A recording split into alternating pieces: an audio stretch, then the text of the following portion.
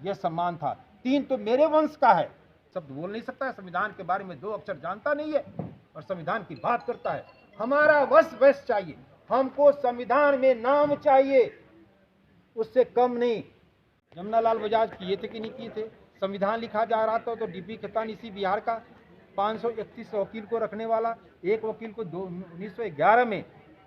कोई है ऐसा व्यक्ति आज भी मैं कहता हूं कि डीपी खतान की बड़ाई कौन करेगा जो 1911 में एक वकील को 1 लाख रुपया प्रति माह देते थे और 60 लाख तक देते थे। वैसे 521 शेर को पालते थे।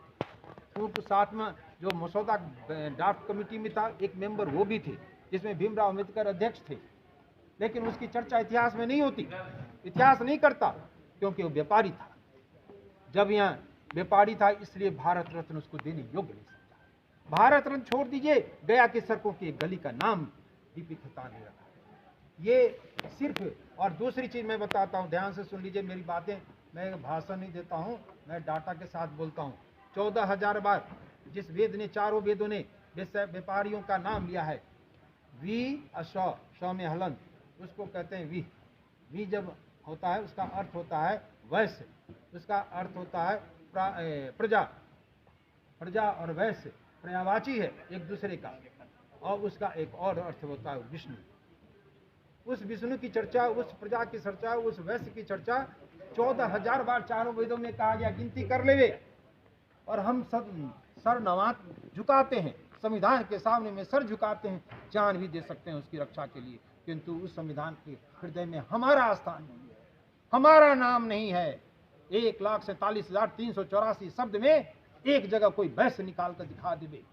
व्यापारियों के लिए कहा गया कि व्यापारी वह है जो सभी सबको रोजगार करने का अधिकार है, यह कहा गया। और शर्तों पर, बाकी किसी सबको उपाधि दिया गया, अधिकार दिया गया, व्यापारियों को शर्तों को दिखा दिया गया। लाइए वकील को, लाइए संविधानवेत्ता को, और संविधान को लेकर घूमने वाले लोगों को। मैं जब त्रेता की बात थी तो वेद का बता दिया कि 14,000 वैश्य का नाम आया।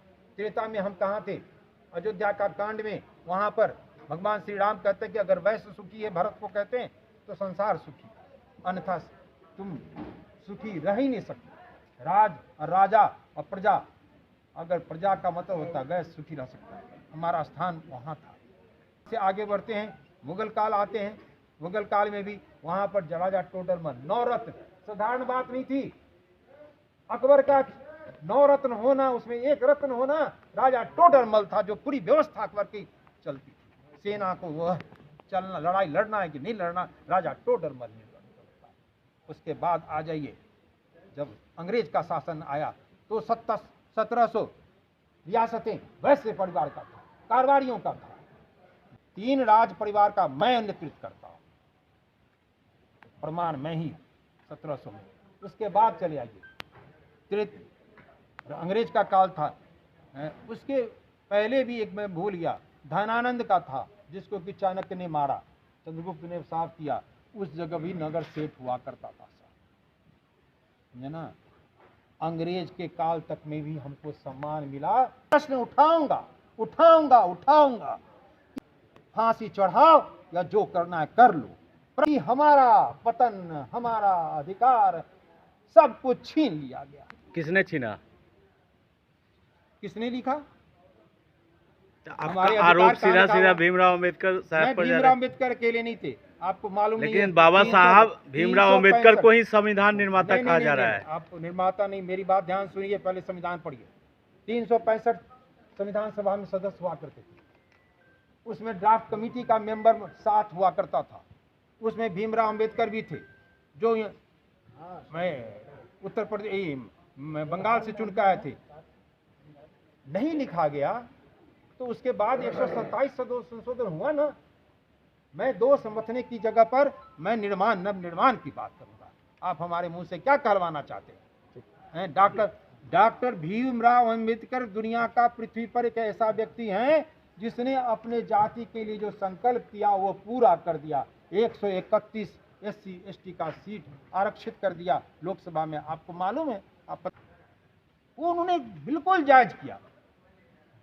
हमारा नेता बेईमान है, वैसे व्यापारी कारवारियों का नेता सिर्फ टिकट जुगाड़ नेता सब है। वो जाना चाहता है विधानसभा में, लोकसभा में, अपना वंश परिवार और भूत भविष्य को देखता है।